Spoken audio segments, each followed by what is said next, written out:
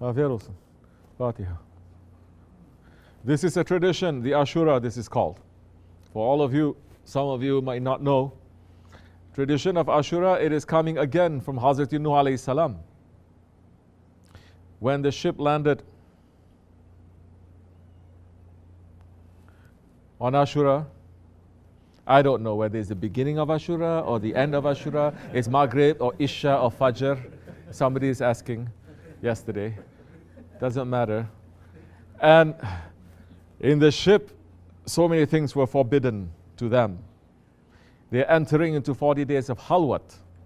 The humans, how many were there? 72, 73.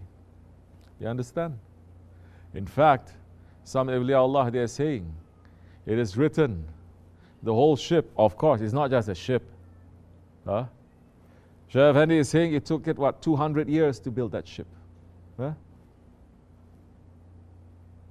And every plank, every piece of wood in that ship, it is written for protection and prayers and names. Some awliya are saying it is made up of 124,000, and it's written the names, pieces of wood, it's written the names of the prophets,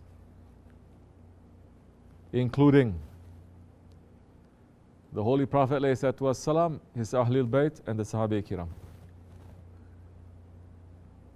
It has to be. Because what was coming from the sky, what was coming from the earth, it was not water. It was not rain. Rain is called what? Rahmat. It wasn't Rahmat that was falling. What was it? Alanat, azab, punishment, up and down. And to protect against that is not wood. You understand? You need the beloved ones in front of you. Then they are the only ones that can protect you against the punishment of Allah, the beloved ones.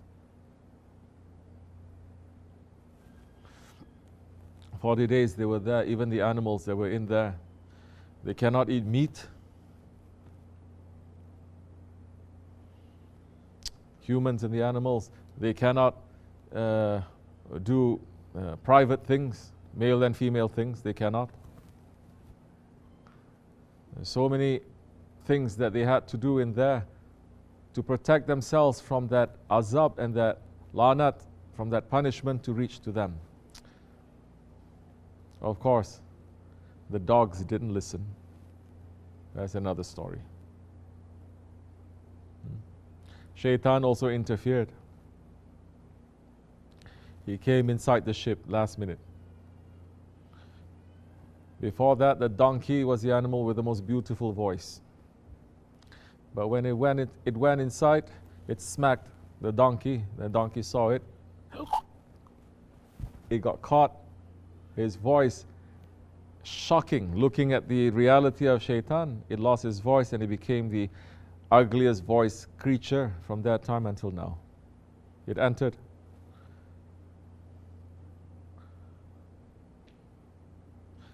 And when it landed, first Nuh alayhi salam sent 2 birds to go out to see whether the rain had settled and if there was any dry land to go. He sent the dove and he sent the crow, the raven. At that time, both were colored completely white, pure.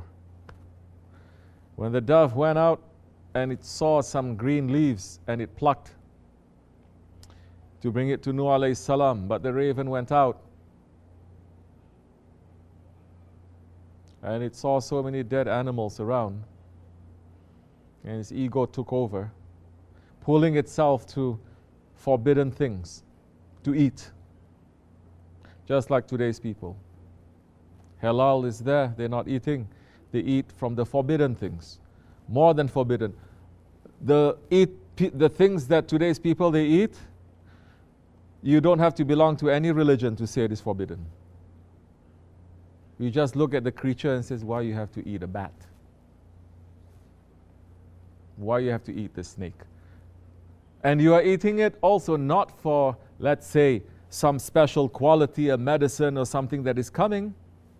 You're eating it for fun, for taste.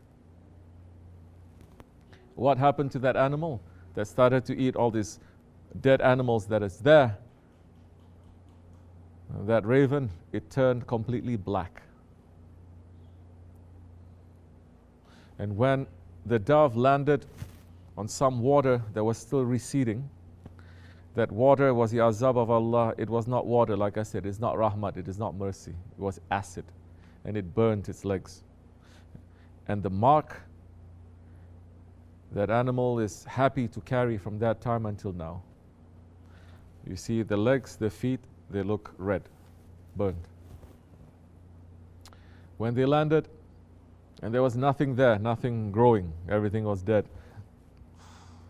And Nuh alayhi salam told them to take everything that is left over from the ship and to cook it together and to eat. From that time until now, we are the only nation that is continuing this sunnat. From the time of Nuh alayhi salam. How honored we must feel.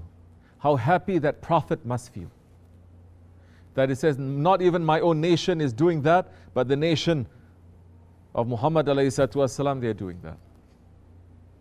To put on the surma in this day is a big sunnat, because it's exactly what Nuh alayhi salam and the followers they did, because after 40 days they saw the sun finally and it was burning their eyes, and they put the surma.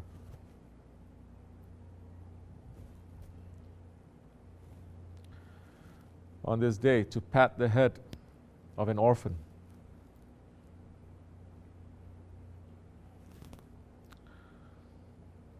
As the Prophet ﷺ said, for those who feed one person from this nation on this day of 10th of Muharram, to feed him once, one person, it is as if he fed the entire ummah. To be generous. Those who are following the sunnats, mashallah to you. And all these sunnats, it makes sense. It is not some special magic, some secret knowledge, we're doing it to remember, to commemorate. So eat with that intention. Don't just say, oh, now Ashura is here, time for me to eat some sweets. Eat with that intention. We may get the blessings for us and for our children and for our grandchildren, inshallah. And may this Ashura that we're preparing in the Osmanlı Dergah, the people who are preparing it, they prepared themselves to prepare it. There has to be a certain number of zikr that they are doing before they prepare it. While they're preparing it, recitation of Quran and Darood Sharif and Salawat and Ilal Hayrat, and it's recited into it, so that the food that we're eating, it will give us more faith and more strength. May it be accepted, inshallah. May our Effendi accept it from us.